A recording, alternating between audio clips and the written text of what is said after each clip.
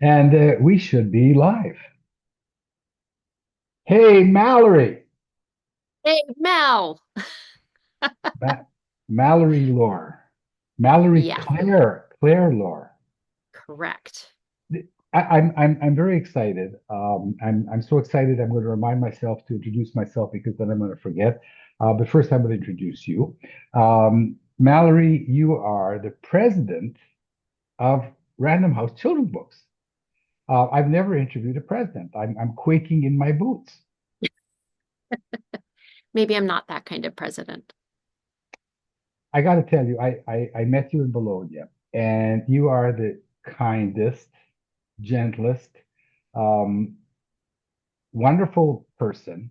And it's hard for me and you're an author, and it's difficult for me to think of you in a corporate position running for meetings here and there. And before we talk about what your day looks like, I have to introduce myself because you see, I've forgotten already. So I'm Mel Rosenberg, and I am the host of the Children's Literature Channel of the New Books Network. And I'm here with the incredible Mallory Claire Loehr. Before we start about what your job looks like as the president and what your day looks like, let's resolve a few controversies. Your last name. Some people say Lair, some people say Loehr, but actually you call yourself Mallory Loehr. Why can't you just Lore or something? What's all these ancient letters about? Well, that's what I always tell people. I always say you pronounce it like folklore because that seems to be on brand, right? That Right. totally makes sense. I believe it came from the German Loehr with Lu with an umlaut, HR. And like many people, when they came to the United States, they changed the spelling. There were a lot of LOHRs in the United States. There were fewer LOEHRs. And probably I'm related to most of the ones that spell their name LOEHR in some way, shape, or form. Oh, wow. Yeah. That's And I will, incredible. the reason I always use my middle name is that I'm named after my mother, who's named Mallory, and You're named after your mother? I am named after my mother, That's and she was rare. named after her mother. And she was so we this is and Mallory is a family name.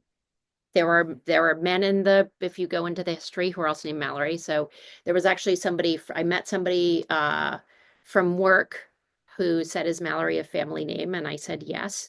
And then it turned out that we are like fourth cousins, and that her aunt was the flower girl in my grandmother's wedding. Our parents lived across, her father and my mother lived across the street from each other. Her father's name was King Mallory. He was called King Mallory. Anyway, my mother was Mallory. So Uh, because my mother was also Mallory Loehr, I always use the Clare. And mhm. Clare was my father's mother's maiden name. Okay, you lost me here. When you were And a it's little kid, they called your name was Mallory. well, I was called Mimsy as a child. Mimsy, like Yes, an my Mimsy family Bora calls me Gold. Mimsy. Like 'twas brillig and the slithy toves did Yes, gyre and gimble in the wave. Oh, yes. Mimsy were the burrow groves and the mome rats The out mole grape. And rats then outgrave, yes. Beware when they I was gently walk my, yeah. son, the And, claws that yes. snatched the yes. So Can we segue a bit later yes, into Lewis sure. Carroll? So they called you Mimsy. Anyway, there's the That was name. your. I was called Mimsy. I usually use my middle name because my mother is also Mallory Loehr. She is Mallory Siegel or Mallory Ann. So that when my mother visits, my husband calls me Mallory Clare, her Mallory Ann to differentiate us. And my daughter's name, I have three children. My middle child is a daughter, and my husband said there are too many Mallorys, and I said, how can I not continue this tradition? I said, so her name is Mallory also, and her middle name is my husband's mother's first name, which is Honora, and so her nickname is Nori.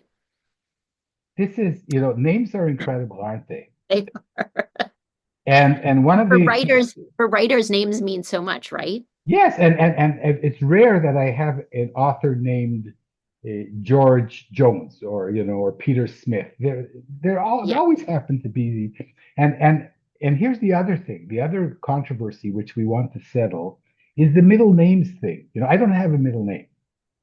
You don't have a middle I name. don't have a middle name. I was born without a middle name. And the two authors that you're most famous for promoting have middle names. Mary Pope Osborne, right? Emily Yes. Winfield Winfield. Martin. Yeah. So before our session, I asked ChatGPT, we're going to talk about AI maybe a little bit, to find a middle name for me. And what It's did it choose? Edge. Why? Did it give you a reason? Does AI need to give you a reason, Mallory? So I I guess would ask. I'm gonna be Mel Yeah. Edge Rosenberg for our Edge next as in part. EDGE. Edge. Yes, and it's not something that's related to my mom or dad either. It's related to who knows. Anyway, but so I should say that we should have a disclosure that my children's book, my debut book in the States, you are publishing it, This is true. and I'm I was going tickled to say, pink. in part of your introduction should be that you are also an author. Well, I've been an author for about 50 years, and this is the Yeah. first picture book that reached the shores of North America, and I'm so excited. And a big giant thank you for that. And now we've had the disclosure, and we've talked about controversy and middle names and the little genealogy. And now let's talk Yes. about Mallory. Let's start with what you do. What does a president do? I mean, your room is decorated. Is this the room that you had when you were executive vice president, or did you have to Oh, move yes. everything to another room? I didn't move my office. I said, Oh, I'm not moving my office. thank God for Uh, that. I was a child who moved a lot, so home to me is where all my stuff is, where my people are and where my stuff is. So there's too much stuff to move, although we have moved offices here at Random House. We moved after the pandemic within the same building, but um, yes, no, I have stayed here. So what does a president of children's books do? What does your day look like when you're not being What interviewed is my by day? me? My day is filled with meetings. My day is filled with meetings.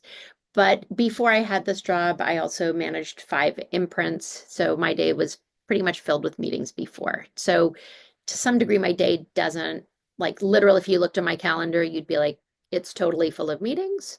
And now it's still full of meetings. But some of the meetings are different. So one of the big differences, one of the big changes is sort of shifting into a corporate role as well as a role within the children's book group.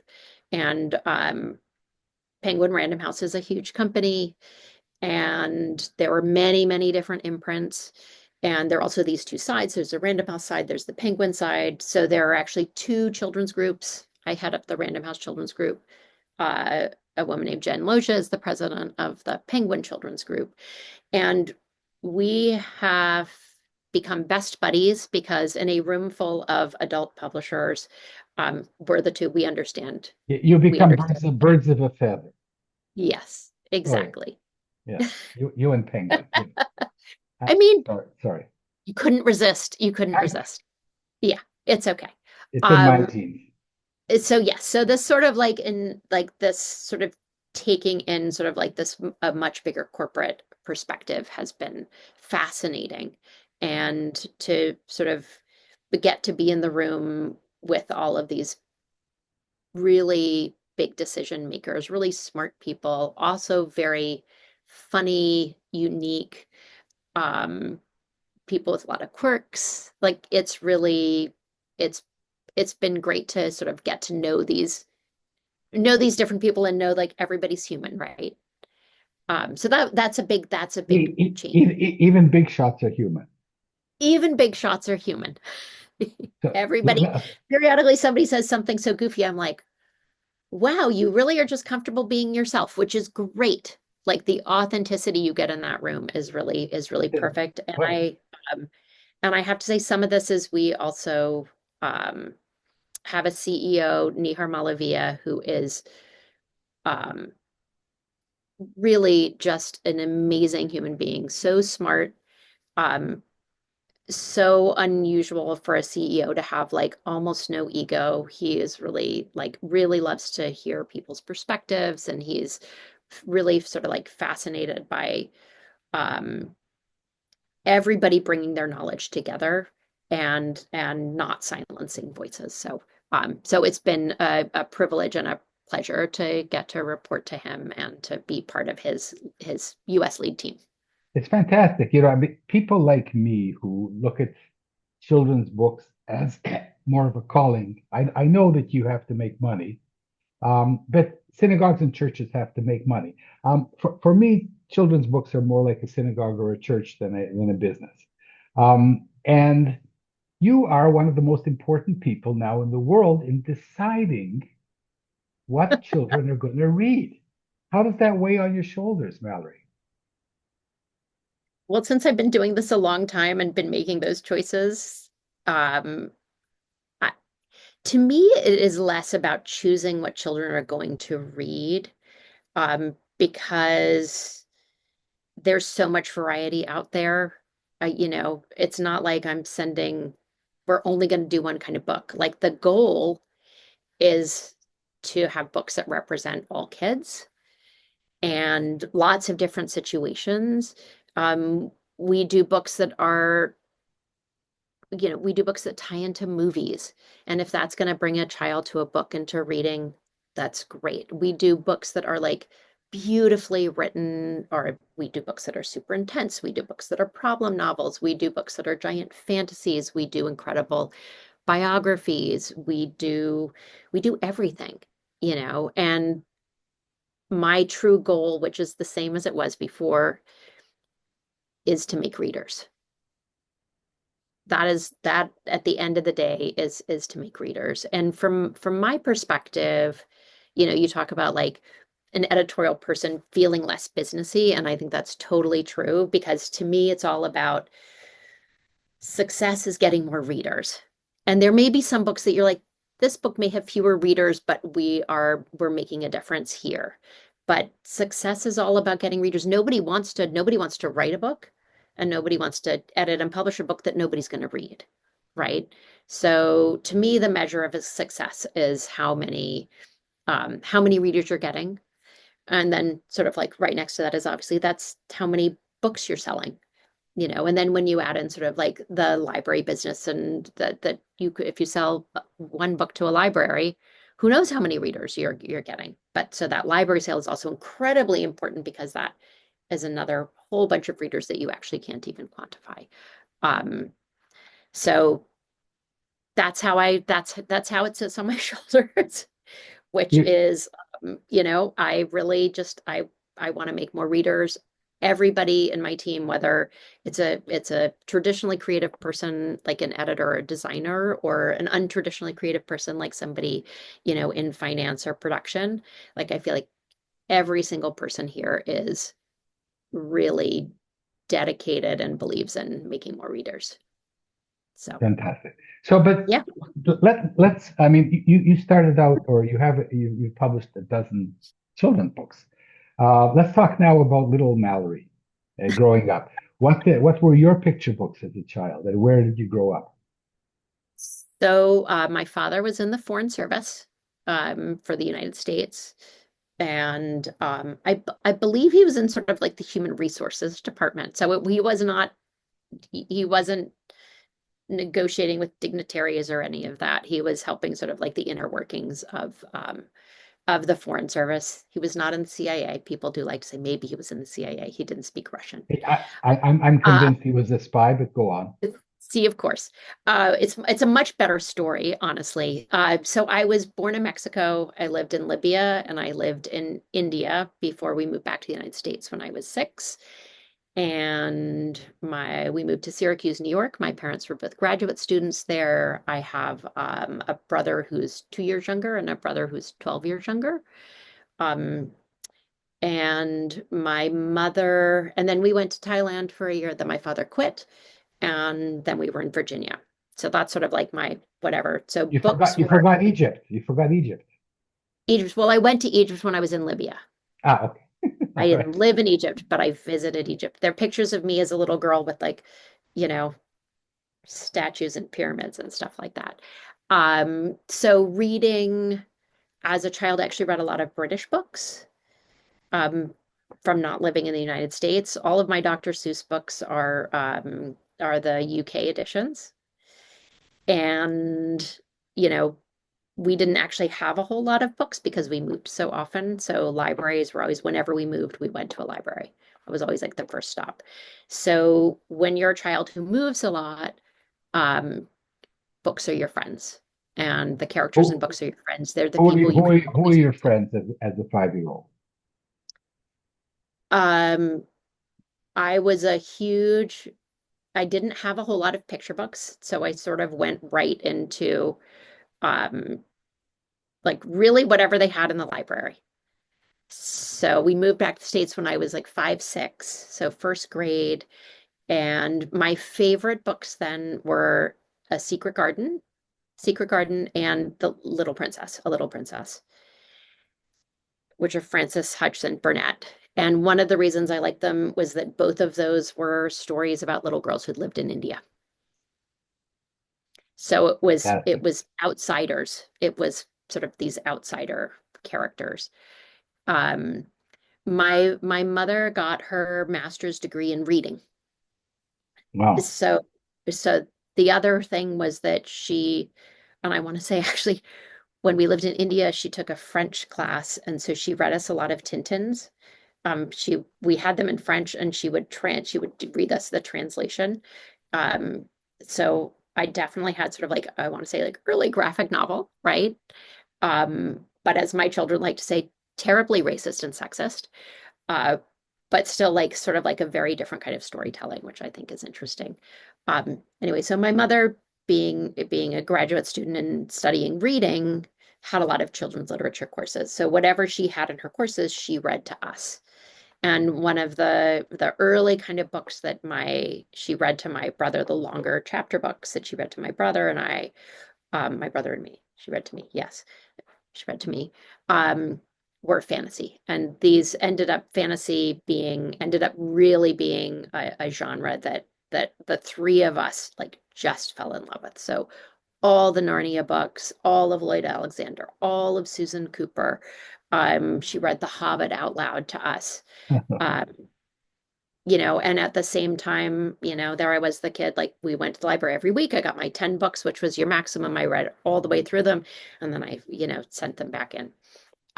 The other thing that happened was when I was about, I think 11 maybe, the Syracuse, New York, their art museum had a program where authors and illustrators came in and spoke. So my mom took me to listen to Rosemary Wells and Gerald McDermott, who did Arrow to the Sun. Like these are sort of like 70s, like big 70s authors, Carla Cuskin. And there's a fourth one I feel like I'm forgetting, but it was like 4 or 5 creators who came in, and I was just, it was amazing. And this was like old school. They had like an overhead projector, where they put the piece of acetate Sure. down and they would draw and it was projected up for, for the audience and stuff. But I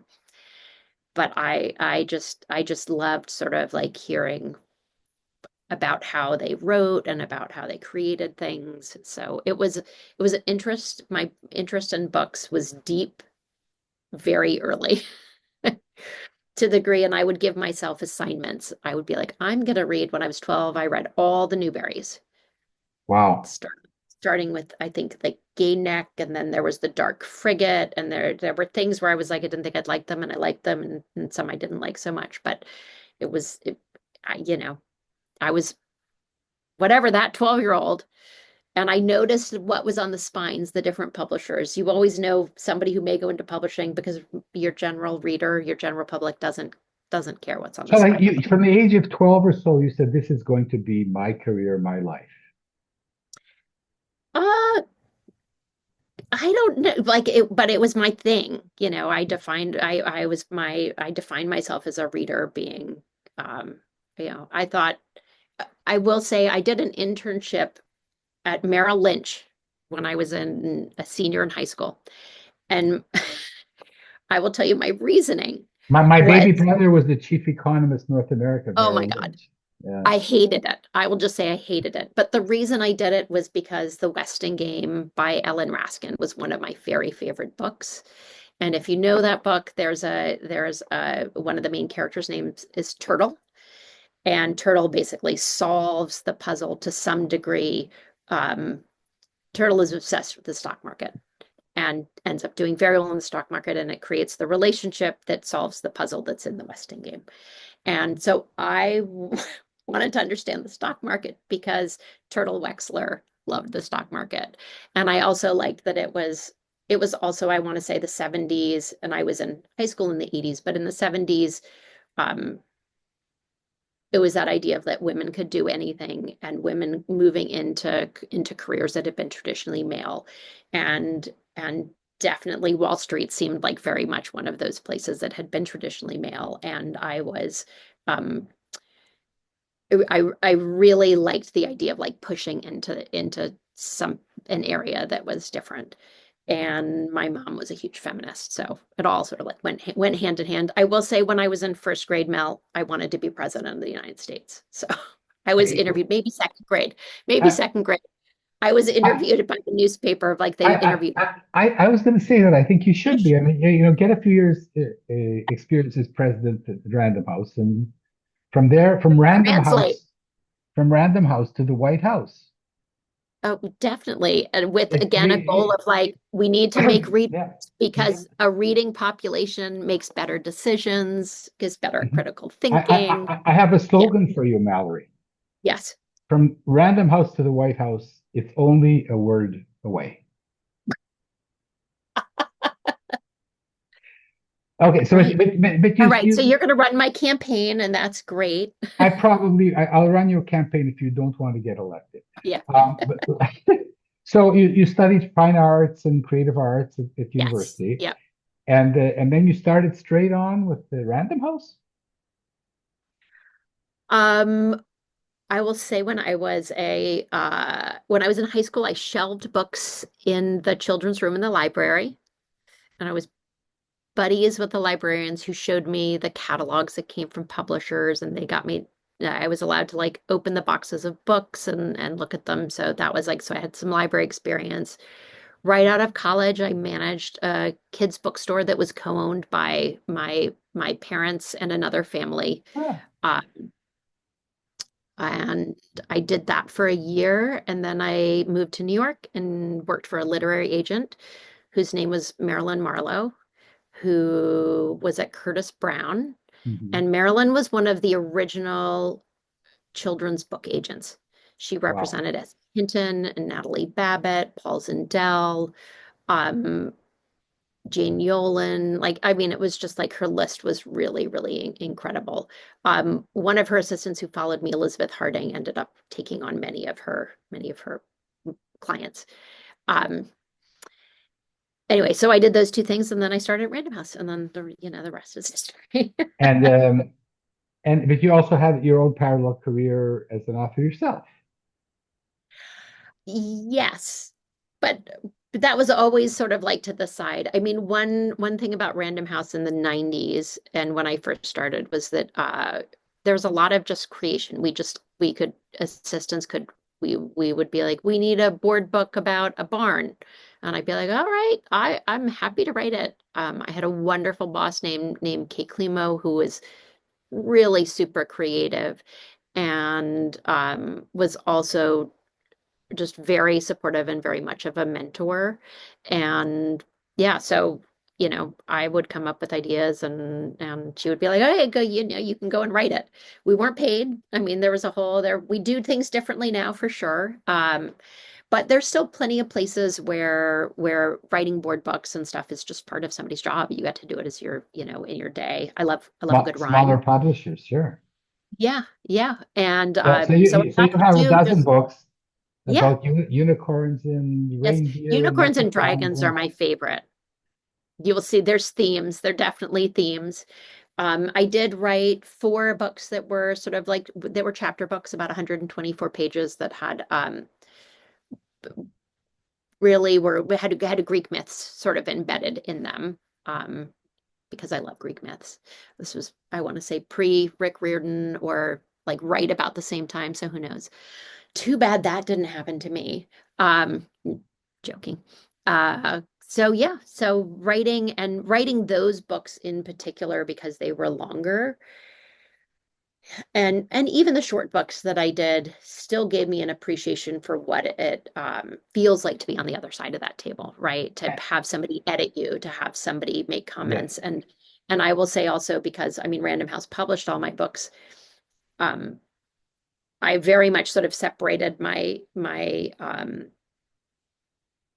editor role and my writer role, and felt that whoever my editor was, if they were more junior than me, like whatever, like it was really like I was really um I I would never tell somebody like you're wrong, right? Not saying that writers shouldn't tell their editors they're wrong if they we think should. something's a different way. But basically that idea of like I was like really let me take this feedback in and let me really think about it and it's just so like well you know this like as a writer it's so helpful to have somebody who has an outside you know who is not embedded in the story the way you are who is invested in the success of your story what you're trying to communicate right like that's what I always feel like my goal is always like you, Mel, as an author, what is it that you want to say and convey to the world? And then how can we make sure that your words are doing that? Your or in the case of a picture book, the words and the art together are doing that. From my point of view, I think that you can correct me, Mallory. I think that the best thing that editors can do is show you where in the text you can improve it, and not tell you how to improve it, but say maybe this beat, go home and think about it a bit. For me, that's the best. Yeah. And Sometimes it's I get very upset when that happens. yeah. Between you and me. You've Yeah. been an author yourself, and then you go Yes. home and you Yes. say, and then you have this eureka moment, Yeah. and Yeah. the magic Well, happens. it's somebody saying I don't quite get this, or or Yeah, like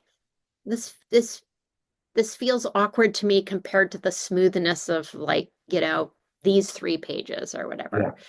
And Without you know, telling the author what they have to do. right, right.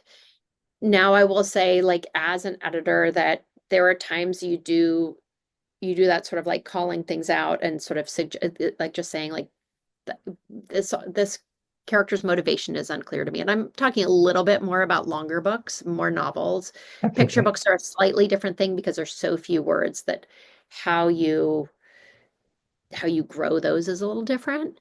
Um, but with novels, there's sort of like the multi-levels. There's the big picture, there's the character development, there's the pacing. And then you do get to a place where it's the line editing where you might go in and say like what if it was this way? Although many times what you do is say like something like this, right? Maybe it's something like this. Um, use this as a jumping off point. Like I'm not telling you to do it this way, but I like this might be a direction you want to take, or it might give you an idea for a different solution. But I've also had authors get to a certain point where they're just like, oh my, for the love of God, just help me, you know? So, and because you can reach a saturation point, I'm like, my brain cannot, like, I can't problem solve this anymore. But any editor of a novel, like when I work on a novel, it's as if I'm writing it. Like I deeply engage with the story. I think through that author's lens as much as possible. Like even I will find that my comments will sound like that author's voice because I'm so much in it with them. Um, anyway, it's editing a novel is incredibly intense and wonderful, and it is, the editor-author relationship for many books is a wonderful and unique relationship. And I can't even imagine what it is to write a long book. Um, you write a picture book manuscript. It takes, I don't know, half an hour, and then you spend 5 years fixing it. But anyway, No, it's totally true. Mallory, what intrigues me is your book, your Alice in Wonderland. This is Ah, I find this, Jabberwocky all over again. How did that happen? And wow, how did this happen? oh, well, the Alice in Wonderland. So it was Random House. We had a whole line of books, which were classics, um, rewritten at a lower reading level. So just making them really accessible, especially to a chapter book reader, was really the goal, that you were looking for a sort of a second grade reading level. Um, and I mean, was that in the 90s? Was the late 2000s? I was a long time ago. I'm like, oh, I have to dredge up the memories. I think maybe something was happening in the bigger world. Disney was reissuing Alice in Wonderland. There's a reason, especially with the classic, like there's something happening in the bigger world. And it was a huge favor of mine. I just said I would love to do this one because I love it. And we definitely had people. I didn't do We had people who did little golden book versions also of Secret Garden, and a Little Princess. It was not me, even though those were favorite books of mine. Um, but yeah, anyway, it's a great way to bring something sort of like an introduction.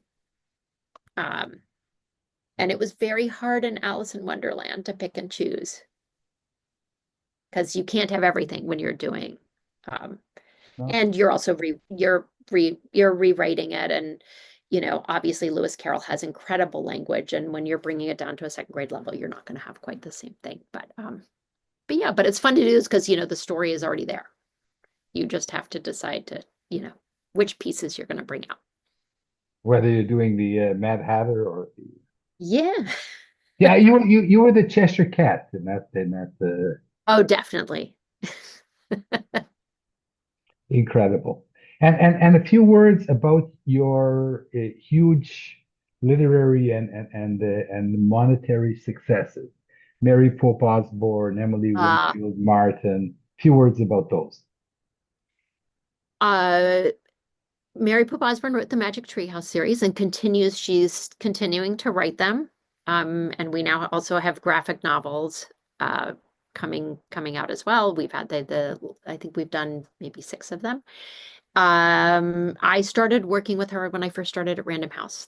Her books had been signed up, and I was the editorial assistant for the editor, who was working with actually three authors at the time. Barbara Park, who did Junie B. Jones, Lewis Sacker prior to his Newbury Wind of Holes, um, and that series is called Marvin Red Post, and it's brilliant. And Magic Tree House wasn't Magic Tree House yet. So again, as a very young baby editor, as we say, I got to work with Mary, who was sort of like definitely a known author in the school and library world. And she'd never really done a fantasy before. She'd done a lot of retellings, she'd done some contemporary stories, um, but sort of this between the age group and the fantasy element. And this was, my love, Yeah. it's like every kid's like, if you had magic, if something happened to you, if magic happened to you. So luckily the editor who I worked for like appreciated my enthusiasm. And so I really got to work with Mary really, really closely. She has funny stories about remembering me, like meeting her at the elevator in bare feet. And she was always like, you were so close to the reader at that point. So yeah, so she actually did multiple sort of like different iterations. There was a magic flute, there was a magic paintbrush, and I can't remember again, sort of like in her narrative about the beginnings of this, a lot of it is she was like, I'm gonna get through these four and never write another one because it's so hard. But but she hit on it, and I was not just a passionate editor. I was also very much like at Random House would talk these books up to anybody. I said every second grade classroom should have these books. Like they bring you into history, they teach you all these things, but it's an adventure. They're easy to read. And I hounded my school and library marketing people, and I hounded my regular marketing people, and I talked to salespeople. And Mary went on the road, like, for 3 months, out of the year talking to teachers and school children. So yeah, and somewhere around book 8, it like really hit and they became giant bestsellers, and they are truly like in every school. Teachers design whole programs around her series. And she is but she is truly a beloved. When I come in February, I want you to greet me barefoot at the elevator, and maybe some magic will happen I can with still Em do it, you with know. Emily saw a Oh door. yes. Yeah. And when I picked the name Emily, I was not thinking of Emily Winfield Amy, Martin. wait. Perhaps I should have been. It's a good name though. Emily's a It, good it name. it's such A a lot of great name. It's such a great yeah, name. I yeah. think I don't know. You must have spoken to millions of authors about this, but when you write a book and it's published, sometimes it turns out that the character is speaking to you and writing Mhm. itself. And I feel that Emily kind of she wrote the book. She Yeah. decided what her name was, not Yeah. me. Oh, very common for, I mean, and I had that experience when I did my own writing, just in terms of sometimes it was just like, oh my God, I just got to get it down. The movie's happening in my head, and I've just gotta, like, I just gotta keep up, and things would happen. I would cry while I was writing. And yeah, I mean, I feel like um that is a for many writers, there is the story chooses them, the character tells them what they want, and Mhm. occasionally an editor needs to go back and say, you actually need to tell this character, maybe they need to do this. And sometimes they do, and sometimes they don't. I had one author who was very much like, you can't touch my dialogue because this is what this person said. And all I would do is say, this might be what this person said, but I don't understand it. I Yeah. just had that yesterday with my publisher in Israel. Yeah. Um, and I said, she wanted the main character to apologize. And I said, well, she doesn't. She's not going to say I'm sorry. She does, she can say something, but Not she's who she not. is. Yeah. Exactly. But we understand each other. Yeah. Okay, so now let's move forward now to your new position. You're publishing hundreds of children's books a year. And it's incredible. What are the challenges? What are the threats? Is AI a friend, a foe? Where are we going forward here? Is there a future for picture books? I hope there is. Oh, 100%. Um, a couple things. I mean, really right now, when we think of the biggest, the two pieces, one is book banning that is happening in the United States, and Penguin Random House is particularly, we are on top of it. We've had yeah, an amazing lawyer on this sort of like full time, and we very much support our authors, um, the educational community. So that is a big challenge. I feel like there's a certain warrior quality to being in publishing, these days, and that you feel like you were, I was like, it's so funny, like as a giant publisher to be like, we're standing up to the man. But it is true. Um, so I feel like that is a big challenge. Children's attention span, screen time. I mean, I think that is another really big challenge for us. But those challenges have always existed, right? In terms of like the choices children have in what they're going to do with their time.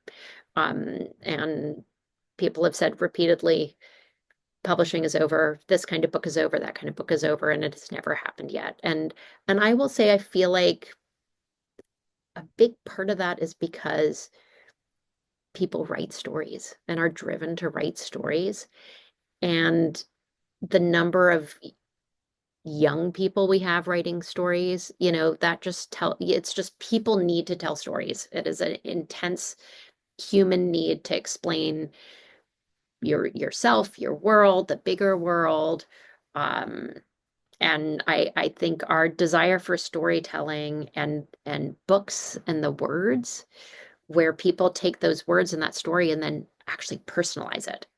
You personalize a book, and what it can be an audiobook. It doesn't matter what form of that book is in, but it's personalized by you. Even a picture book, like your brain fills out all these things. I mean, it is a uniquely human thing that you take somebody's creative work and you add your your own essence to it, you know. And that can happen in storytelling in other ways, but I think not as intensely as it does in books.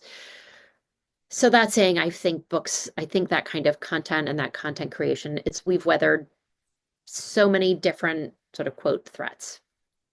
Um, but I do think sort of this idea of like, that's why to me, making readers is the mission. AI is definitely something everybody talks about AI. We always say here, any AI that's used starts with a human, ends with human. Um, and so it feels like something we all need to embrace. I don't feel particularly threatened in terms of like, yes, AI will make books, that will happen. Like there have been those threats have existed forever, one way or the other. I mean, people thought self-published books were going to like end traditional publishing. That didn't happen. Um, so it's a new technology, and I think we're all still, and anybody in content creation is still figuring it out. Um, it's a little, when I started Random House, which was in 1990, we had typewriters. We had typewriters.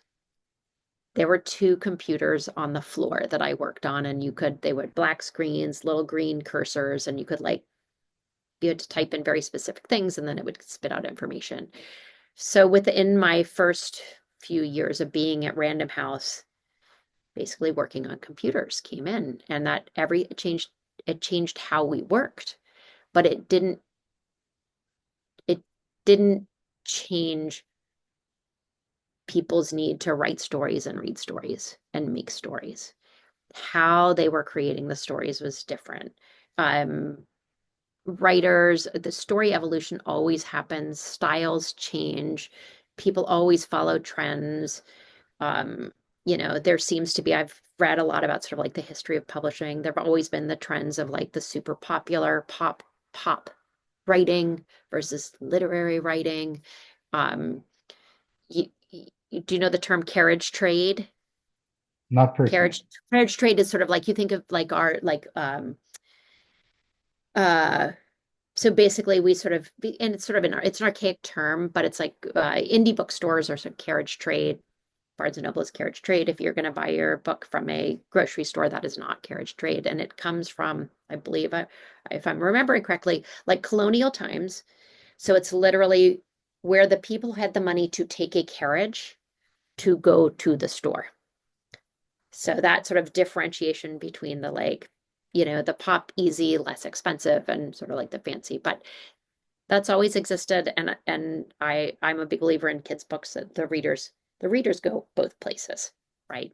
And So you gotta you don't feel threatened by AI. And know, but I feel in is it verboten? Is it something? To what extent do you think that authors? I mean, we're all using AI. Let's face it, we're not using it perhaps to write the story, right, right. but But who when doesn't use Google's AI today? information, right? I mean, when When you you look Google at Google, you're using AI. I mean, exactly, exactly. Um, so I think it's just how is it going to impact us, sort of the question, because as you said, we all use it in some way, shape, or form. I mean, and it is something that we're looking at here and figuring out it's a tool and how do you best use it. And um, having weathered again, sort of like the various changes. This is another one. And I guess my question for myself in this is that idea of like that transition from how we made books pre whatever 1992, like is it going to be that kind of transition? And I mean that's one of my challenges, right? Is like, Mhm. will this be a thing? And it for sure will be a thing, but how exactly how? And this is where Mel, we're making history here. We're like in it, so we can't necessarily see. All Mhm. I can say is I know we're in the moment and we're all figuring it Mhm. out together. And that's I, really the goal. Like, I really think that's really the best answer I've heard. Because I can imagine when Adobe came out and people said, oh, computers are going to be able to do artwork, and there's always we have this innate fear of technology, including me because I use this thing, I walk around with this and people ask me, what is this? And I say, oh, before there were typewriters yeah, with a yeah, pencil. yeah. I do my best writing with a pencil. I print things out. I like to print it out. Mhm, I like to highlight things. mhm. But I'm And, happy to, have the world in my pocket with my mhm. phone. And I can't write well with this one because it's 6B. I do my best writing with 8B. I didn't have one handy. I Mallory, literally surrounded by all of the things to write with. Yeah. I'm first of all, I'm incredibly lucky to have met you, and I know that the people who've been watching this are incredibly lucky to hear your story. And I am, the miracle in my life of having a book soon to be published with Random House is really incredible for me. Super honored. And I guess that my last question is, what haven't I asked you? Haven't you I've, asked I've tried to everything? ask you, what haven't I Everything, asked? No, everything. Oh, you know what? I'm going to backtrack and give you a teeny bit of Emily Martin history because I sure. think it is interesting and it is about discovery also. Mhm. Um, Don't forget the Winfield. the Winfield, yes. Well, I think there was maybe another Emily Martin, like because as you Mhm. said, there are not a lot of George Yes, Joneses. Because if there was George there are Jones, other Mel Rosenbergs, yeah. which is why I have to be Mel Edge Rosenberg now. Well, actors do that all the time where they're like, somebody else has this name, so we have to do this name. Um, but she was somebody, I was a early adopter of Etsy. Like I loved that it was a place where there were like people creating things. And I found her work on there. She was actually one of the early people who did very, very well Incre there. Incredible. That's Yeah, incredible. yeah. And I bought a whole bunch of her prints and I reached out to her and I was just like, I love this. And I was not alone. Apparently, there were other editors out there in the world who like reached out to her and tried to like figure something out. Um, but whether I stuck with it longer, I mean, I count her as one of my dearest friends, and I have to say, Mary Pope Osborne, I also like they're people who are so deeply part of my life, you know. Can you organize that I shall interview them someday? I will do my best to do that. Yeah. Um, yeah, so that's just an interesting thing. You never know as an editor, and I would say you maybe never know as a creator, like who's going to find you and who is going to support you and help you look at like what you can do. Um, and so yeah, I always also tell people like if you're a writer, if you are somebody who can't not write, you're a writer and you just need to find the person who gets you. You need to find like I was just like don't give up in terms of publishing in some way, shape, or form. And um and I would also Never, say never, never, never, ever give up. yes. Do you want to guess how many times I was rejected? I 50. About 300. Oh my gosh. Yeah, see? Yeah. Never give up. Never give Yeah. up. And I will also say there's no shame at all in self-publishing. If you are somebody who really like you want this out there, like I feel like that's another place of discovery. Definitely people who have self-published have like then been taken on by really quote the big five or even just a more traditional publisher. So storytelling is vital to humanity. So don't stop writing, you know.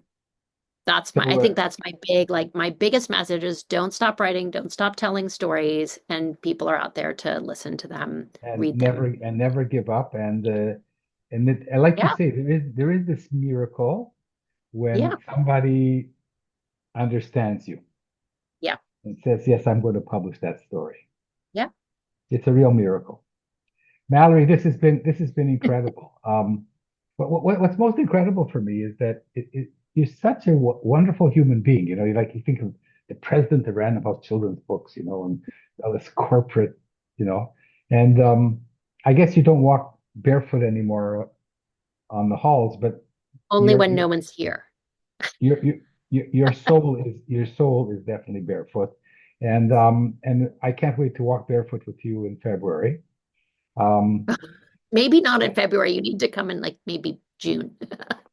it may be metaphoric, though. We might Okay. not actually be barefoot. My 6-year-old self takes it very literally. We could always walk on the floor here, though. We won't tell anybody. We'll wait for everybody to So leave. I always said, so this is going to be the last question because I was going to spare you this question, and now I'm not going to spare it anymore. Um, are you a 6-year-old at heart? Do you write to as I do to tell my 5-year-old that when he grows up, which he never will, things aren't going to be so bad in the end. Um, do you address your 6-year-old? Is that I what you're doing? I I actually think that I feel like I'm a 12-year-old at heart because That's I'm on the okay. cusp. Like to me, well, because as a 12-year-old, I loved picture books. I loved my childhood.